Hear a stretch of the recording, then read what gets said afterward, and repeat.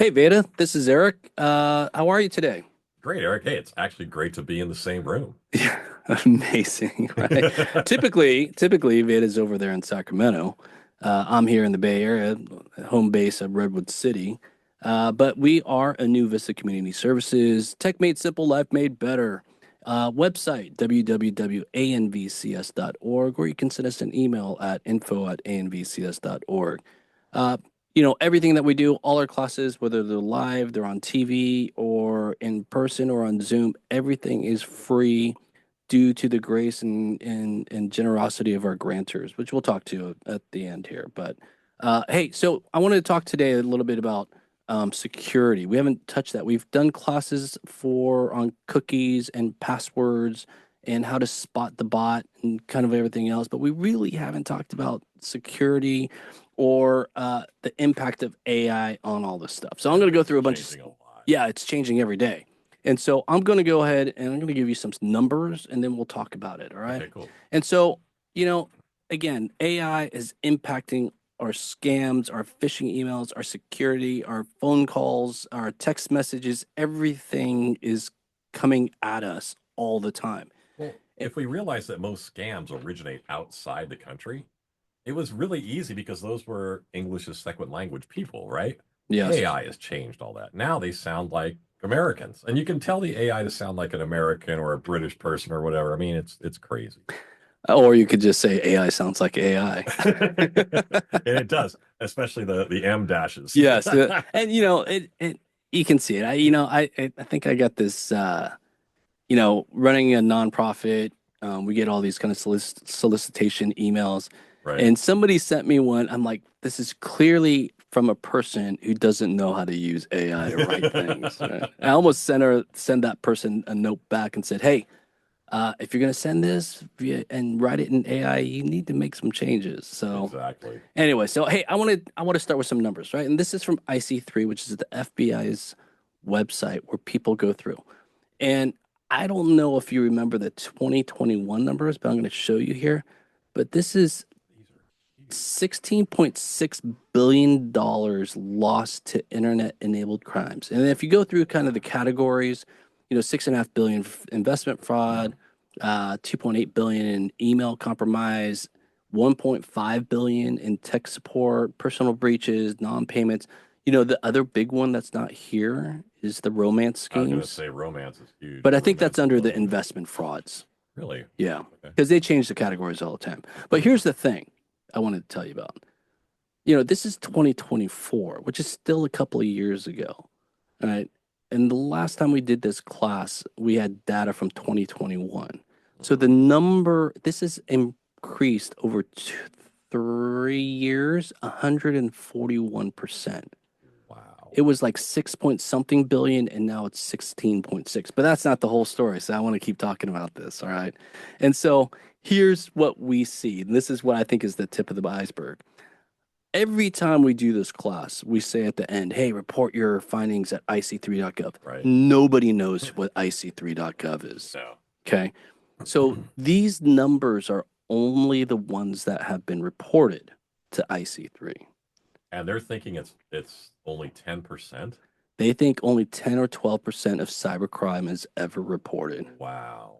So if you think about it in those terms, so let's talk about kind of numbers in the first place, right? The numbers in the first place, just reported 16.6. That means every person in the world has lost $3. Yeah. Okay. Now let's talk about the ones that actually have happened, what's hidden below, or the things that are unreported. That could be anywhere from 130 billion to 166 billion dollars in losses. Because I'm going to tell you, if your mom, let's just say you're very close to your mom, Right. right? Yeah, you live with her or you Yeah. caretaker for. You're right. But let's just say she got involved in some catfishing thing and she lost some money. She gave money to this mythical person that's really just saying, "Hey, I love you," and all this other stuff. Right.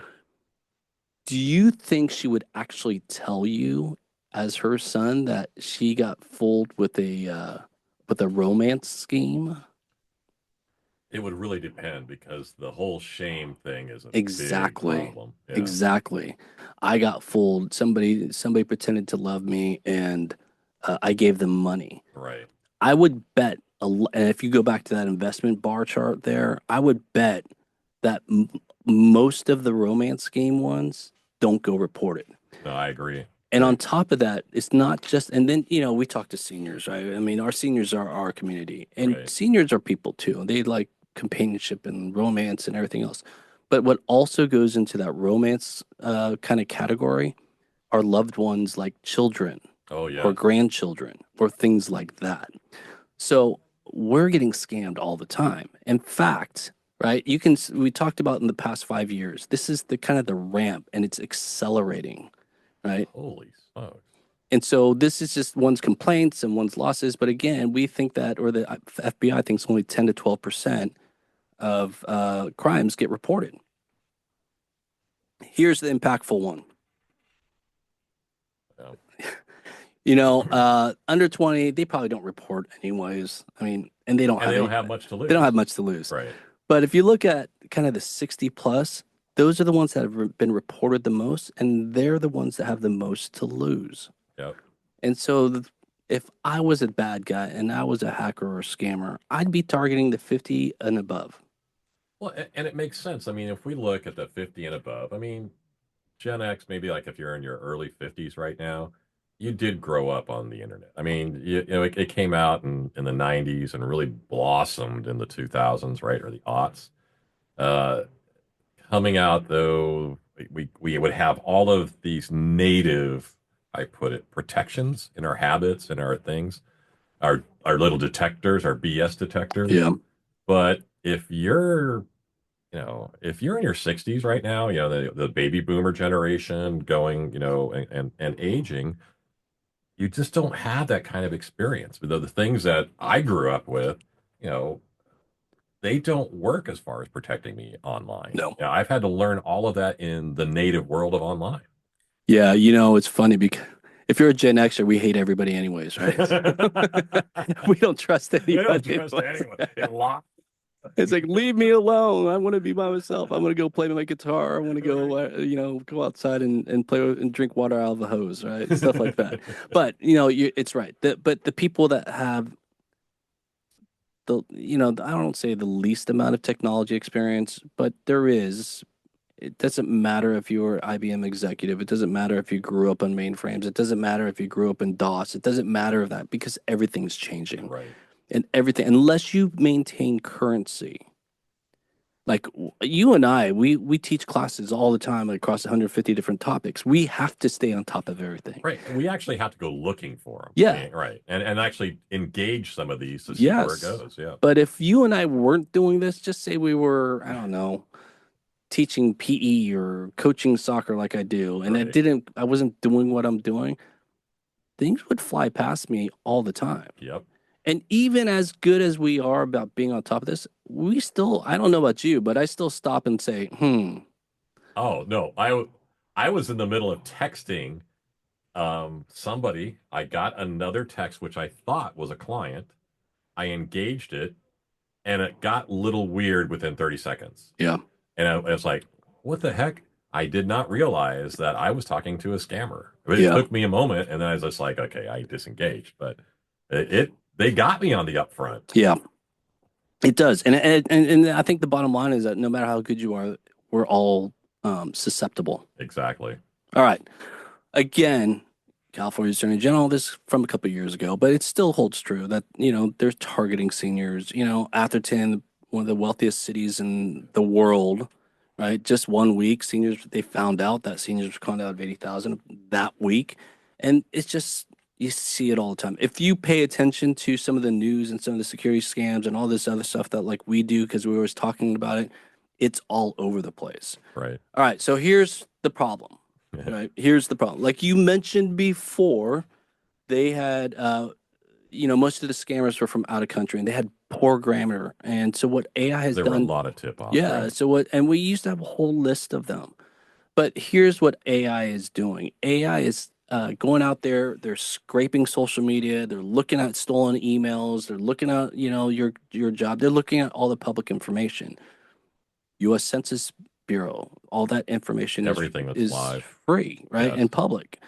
you belong to Ancestry and you match with things or people, all that information can be found, right? So they are personalizing these versus just saying dear member or dear sir or whatever the case may be, which Yep. makes us even think even harder. It's like, oh my God, it says dear Veda.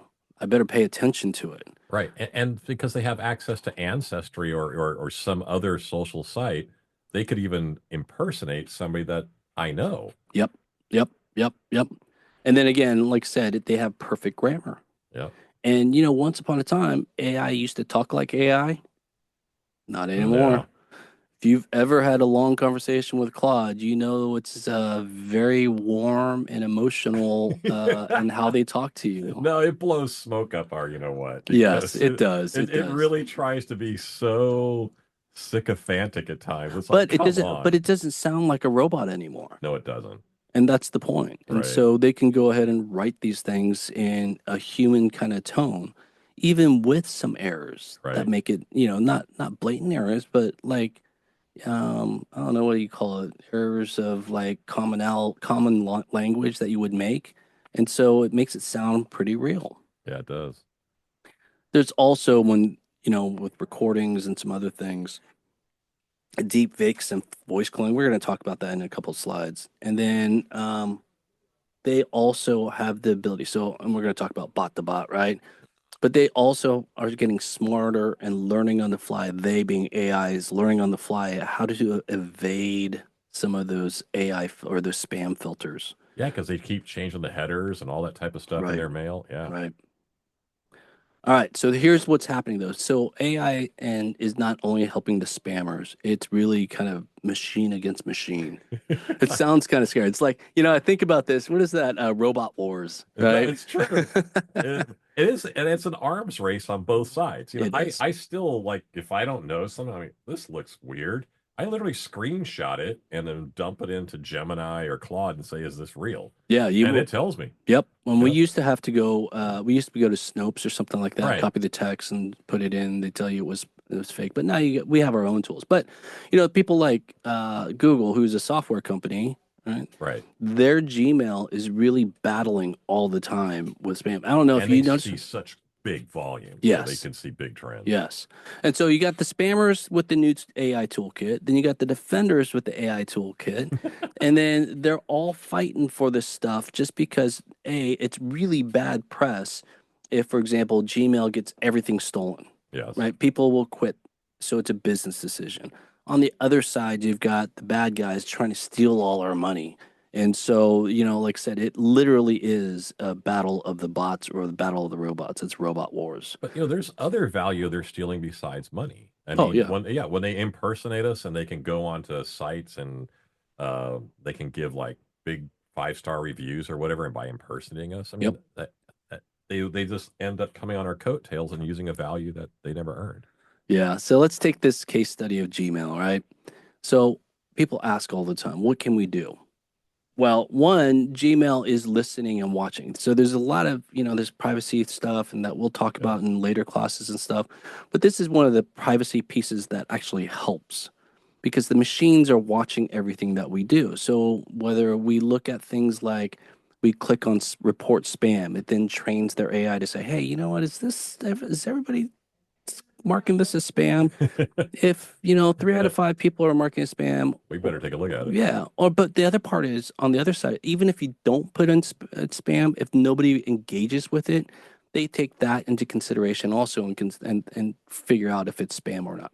But And the I but love Google's tools on that because they yeah, started this all the way back with PageRank, remember? Because people were just making the results and search bad. yeah, But now they started PageRank and they can take that same thing here with behavioral signals. yep, yep, yep. So it does help the greater good if we do tell people to mark things as spam. Mhm. And then eventually, as you mark it as spam, it will show up fewer and fewer times in your inbox. Okay. They also do things like they do what you were just talking about, blacklist checks, domain authentication, content analysis to see what's in that email. Yeah, because they can look at that again over a statistically large sample Yes. and make some good decisions. And then they can do it like in real time, Right. which is crazy. I don't know about you. I'm going to digress for just a second. I don't know about you. One of my gigs over at Intel was big data. Right. right? And people talk about AI all the time, and we talk about AI all the time.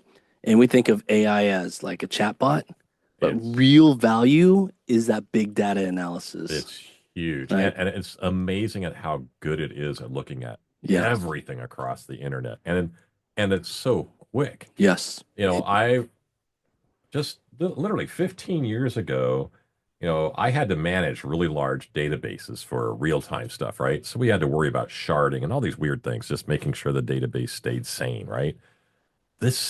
We don't have those issues anymore. No. And AI just takes advantage of all that, and it's so fast. Yeah, it's crazy. It's crazy. Staying safe. So let's start with emails if you want to walk us through this, right? Yeah. And again, all the little hints that we used to have, right? Like, did they use the right logo? Was it a high pixel logo? You literally tell the AI, "Hey, I want to build this this letter or this email, and I want it to look official. Find the artwork." It finds the artwork. I mean, it doesn't. They don't even have to try anymore. And like you said before, you can personalize it now because they've skimmed all that information from, whatever source they got it, and now they know our full names, our nicknames, our friends' names.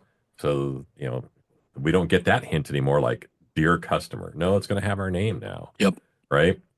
But here's where I watch though, and I think we talk about this later, is what is the tone though? Yeah. If the tone is making me feel anxious, something's urgent, something is fearful. If I'm feeling manipulated in that way, I immediately like hold it. I'm going to take a breath and literally copy this and tell another AI to analyze it, right? Yeah. But I take a breath, get somebody else to look at it, whatever it is, right? But when in doubt, delete it and pay attention to your emotions, right? That's Yeah. all that is a number one, Well, I always tell people like use a little common sense. right? All right. You get a bill for Norton that's $800. Well, Norton costs like $50. Right. And it's So, like, what, yeah. and then they claim, oh, because we didn't charge you last year. Well, that's, I don't even use that stuff, Yeah, exactly. right? That's it. I get that all the time from people. It's like, do I use Norton? No, you don't use Norton. Right. Do I use McAfee? No, No, you but don't. it's installed on every computer, but no, you're not paying for it. But Right. anyways, the big tip off is always to check who's sending the email. And I like to check, did the email address match the who, right? Yes, For example, if this is Visa, I want it to be from visa.com correct. or whatever the bank is, right? I Yep. mean, if the email address is some Gmail address or some random thing, I immediately trash it.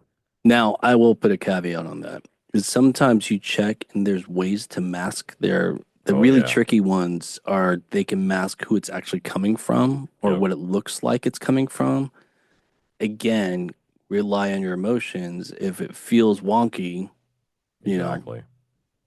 do And number three, go direct, open a browser and go to the trusted site exactly. and check. Go to, visa.com or your bank.com, right? Right. And check. And more than likely it is a scam, right? I mean, Yep. if you're feeling that hesitation, it's a scam. Absolutely. And then the last one, never log in or authenticate from inside an email. Don't click any links inside it. The only time I allow a link is if I'm expecting it, like I'll have to log in to Verizon Wireless. I hate Yep. the way they do this, but they send me a verification link that I have to click and it opens a new window, right? I don't like that methodology, but hey, I'm expecting it and I follow through on it because it's the only way I can really interact with them. Yep. But those are the only ones. So if I'm expecting it, I requested it. Good. Okay. If I didn't, if it's unsolicited, it immediately goes into the spam folder. Yeah, and it's particularly important when they say we need to verify your login Oh information, gosh, do not go there. right? Or we need more personal information. Well, it's been amazing because I told you we're putting in a new HVAC system, and I really had to coach mom on no, don't talk to these third party people that say they're going to help you get discounts and stuff like that, right? Right. Those are scams, and they're going to see if you qualify. So to qualify, you have to give them private information, Yep. and that's really bad. So Yeah. I'm like, no, no, don't talk to anybody. Talk to our utilities district. That's it. Don't go Googling for this stuff. Yep. All right, let's keep going here. We also have AI impacting our text messages, and also our robocalls, right? And so again, kind of the same idea here. It's just a different messaging kind of format. I mean, Hmm. just like AI writes emails, they're also writing convincing texts, that might have your name on it. It might sound like they're coming from a company that you do business with, um, but almost always has a link attached to it. Yes, And so, kind of the same thing. Don't click on that link. correct. You know? And these, and these robocalls can also be text, right? The text spammy Yeah, things, yeah, yeah, right? yeah. Yeah. So, yeah, if there's a link in there, don't go there. Yep. Uh, Also, voice clone robocalls can sound very human. Very. Um, FTC reports a huge surge in AI scam texts, right? Yep. Bottom line, they're impersonating family and friends Yep. or Well, people you do business with. I'm amazed how good voice cloning is even get on music singers. Oh Okay. yeah. It's crazy. It's Oh, like, it was yeah, great. No, there's a really popular Bruno Mars, Billie Eilish duet, yeah. right? And it never happened. And my son goes, "Oh, that's AI." And and it says it right there, it's AI, but it sounds Sounds really good. really In good. fact, I mean, it was top to bottom all AI, but it's probably would be a hit if they were to release it. It Yes. was so good. Some red flags on the scams and calls. Yes. Well, of course, again, let's go back to monitor our emotions. Do we feel threatened? Do we feel urgent? Do we feel anxious, right? If any of those manipulating pressure tactics come up, just be aware. And again, if you think it's legitimate and you want to engage this, is just take a beat. Literally put it away for 10 minutes, then re-engage it and hopefully ask help from somebody, right? Yep. Because that's always a great one. Just get a third party to look at it because they're not feeling what you're feeling. So that's always a good help. Yep. We already talked about suspicious links. If the Yep, text comes with a link, unless you're expecting it, don't click on it. Don't correct. click on it at all. And no real company like they request for info, they're not going to do it through text or from email because they know those aren't secure lines. Okay. Hey, Vedic, send me your social security number by Yeah, you're text, like, please. okay, sure. Yeah. Here's my password too. And then impersonal greetings, we talk dear customer, those are dead giveaways. Here's one that gets me is that our government is so easy to impersonate because whenever Yes. you look at that text by government, they really don't sound human in the first place. And they're always old. I mean, they look like they're in courier font, right? And they don't look like Well, modern I mean, stuff. I think beyond that, though, the government will never send you an unsolicited text. No, or email. Right. Yeah, Right. I In like. fact, they like snail mail. Yeah, it'll come in physical mail, snail mail. Yeah. Yeah, and if it's not, it's probably not the government. Right. So if you ever see a text about the DMV, hey, you've got an unpaid parking ticket, Right. or the IRS has sent you, hey, you've got a refund. Click this link.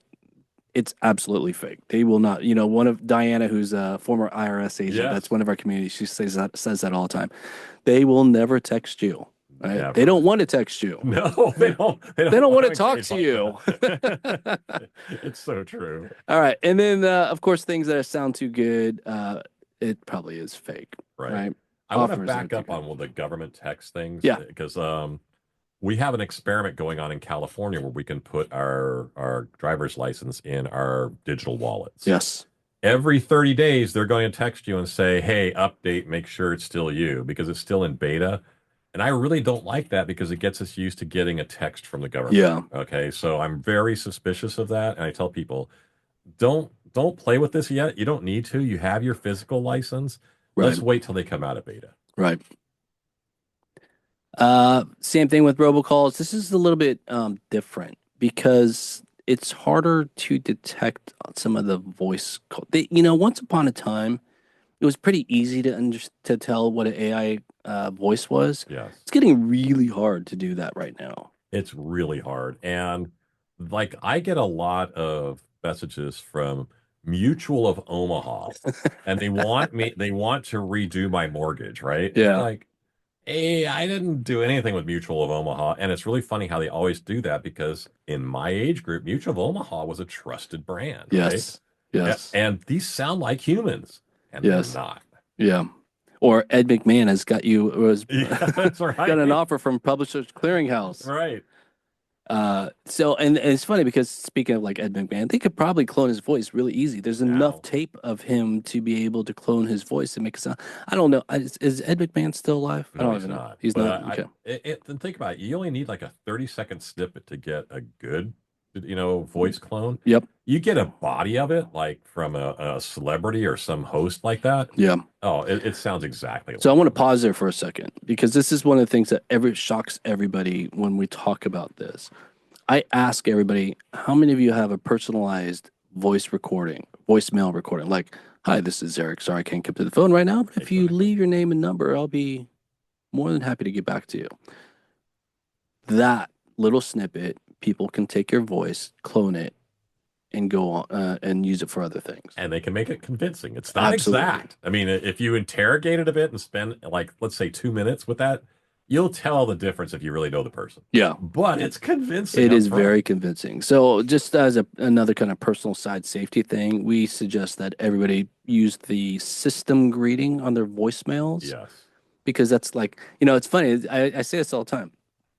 Those system greetings, they're actually a conglomeration of voices mixed in together. Yes, they are. And the business that does this is over there in San Carlos. Oh, wow. Yeah, so they go in, and we've done it before. They pay you to record something, right? Right. And what they tell you what they do is like, the voice of like the teddy bears or something like that. Right. They get all these kids' voices, they mix them up together, and they create a new voice. So I guess what I'm saying though is use the system message because it's nobody's voice. Right. It's a created voice or And, it's a robot voice. and a lot of the voice over IP stuff that we use today allow you to have a cloud thing answer it. Yes. And it has an AI voice that you just literally can type in the thing that you want, and that's Yep. your message. So, Yep. yep. These calls are also targeted because of AI, because they've scraped our profiles, and Mm. you can set up a system, not you, not me, but if you have the resources, the bad guys can set up these massive call centers that just send them out constantly. Yes. And I really like what Apple's done with the latest OS to help protect us here. Because it used to be that I could either approve everybody that's in my contact list only, right? Yeah. Or I let everybody in. Those were my only two choices. Now they got this in between layer where anybody who's not in my contacts can go to my basically my receptionist. It's the AI in my phone just picking it up and saying, "Hey, tell us who you are and why you're calling, and I'll try to get a hold of Veda." Yep. And what a great screen! And that's And I gonna look that's at gonna it, and I'm like, I don't increase. know these people. Yeah, that's gonna increase. Yep. Right? I got rid of my voice over IP phone because I never used it, but Okay. all I Yep. got was those robocalls. Exactly. All right, so what do we do about robocalls and stuff? I love the be wary look. Yeah. Be wary of unexpected calls, you know, especially from unfamiliar numbers. But even the familiar numbers can be masked. So I got to tell you this story real quick. Okay. So when my son was at Chapman and we are driving up the coast, we stopped at Calabasas. Calabasas is where the Kardashians live. The girls wanted to go to the grocery store that they all go to. We swiped our car. Literally, by the time we got back into the car, we got a call from Wells Fargo. Wow. Looked like Wells Fargo, right? It pops up on our screen. It says Wells Fargo. And they started asking a bunch of questions. They were on speaker. I was driving. My wife was answering. I said, ask for a number to call them back on. And they wouldn't do it. Right. Wow. So we hung up on them. They called back, said, hey, you know what? Thank you. Hung up on them. Called Wells Fargo, said, hey, did you call us? No. No. But the moral of that story is, or the point of that story is that when it showed up on the phone, it actually said Wells Fargo. And how do they understand that contact? I Oh, don't know. I don't wow. know. That's beyond me about how that they can do that. Yeah. But even that's the point of even from familiar numbers, be wary, be skeptical. Very much They're so. asking for things like, "Oh, verify your social security number." They might ask for the last four of your social. Like Yeah. a legitimate business might ask for it, but nobody's going to ask for your full social No, security no way. number, right? So, anyways, be wary. Yep. Caller's ID, that's that can be spoofed. I like this though. Set a family safe word. The hard thing about this is that when we get charged emotionally, somebody will hint like, well, what's the safe word? And we end up saying the safe word instead of the other person, right? So it's not Pineapple. yeah, right. It's not a perfect system having one, but at least having one is just one more safeguard. Well, again, another story. This is a woman in Redwood City doing a short film about a woman who supposedly their niece got kidnapped, got a text, sent a text, you need to drop a bag of cash at this location. Oh Of course no. she did, and then on the way back, her niece happened to text her. But if in this case, she could have said, "Hey, what's our safe word?" Right. All right. All right, here we go. What else? Use a standard voicemail greeting. We talked that, not Yep. your own voice, so people can't clone it. And then report suspicious things to the authorities, and Yep. we'll talk about that later. There's a really good site that we can go to. Yep. And so here's kind of the bottom line. No matter what we have in technology, whether you have the Apple kind of phone system, we have antivirus, we have everything else. We nobody can stop everything. So we're the last line of defense. And so Right. we want to remember we do a few things. And there's actually somebody else, there's a few things in here that all of these are very important. Use strong passwords, passphrases on every account, be unique, right? Yes. Unique passwords. If a pop-up comes up that says tech support, hey, Microsoft is concerned about your personal safety on your device because it's been hacked. Guess what? Microsoft doesn't care. They don't. Yeah. They're not. They're gonna reach out to you like that. Nope. Keep your operating system updated, run antivirus software or have one. And then here's the big thing, and this gets us every time. And this is where it's really important about the last line of defense. Do not let anybody that you don't know into your computer Please device, whatever. don't. No. I even feel weird when Apple wants to do it, Right. And even though even you've initiated the call. correct. And what I don't like is that what is being left behind when I let somebody in, right? So even if they're legitimate, do I know that allowing this is going to when we're done, am I leaving an open security hole? I don't know. And Well, so I yeah. really don't like when I have to let people in. Right. Go find a trusted neighbor. Go find a family member. Right. Whatever. If they need help, you can call us. We'll walk you through it, or we'll help you, or whatever the case would be. Exactly. But the reality is, don't let anybody you don't know get into your computer. I told you this story before. Also, is that I went to a client's house. She called me the night before. She said, "Oh, somebody's been in my computer." I said, "Turn it off." She Yep. didn't. I went there the next morning, and they were still copying stuff off her computer. Oh, Like I saw them like copying. I'm like, pulled the plug and like whatever. why But didn't she turn it off? Oh no. I don't know. Right. Okay. All right. So if we have been fallen victim to a hack, we have to report it. And this is part of the greater good thing, Yes. right? And so IC3 is the FBI's site where you can, it's really simple. You go to ic3.gov, make sure it's the .gov. You click on file a complaint, and then you go ahead and just fill out the information. The next thing that'll happen is they file this report. A local police department person will come out, take a report, take any documents that you have, and then file the report as well, an additional report. Now, again, this is helpful for other people.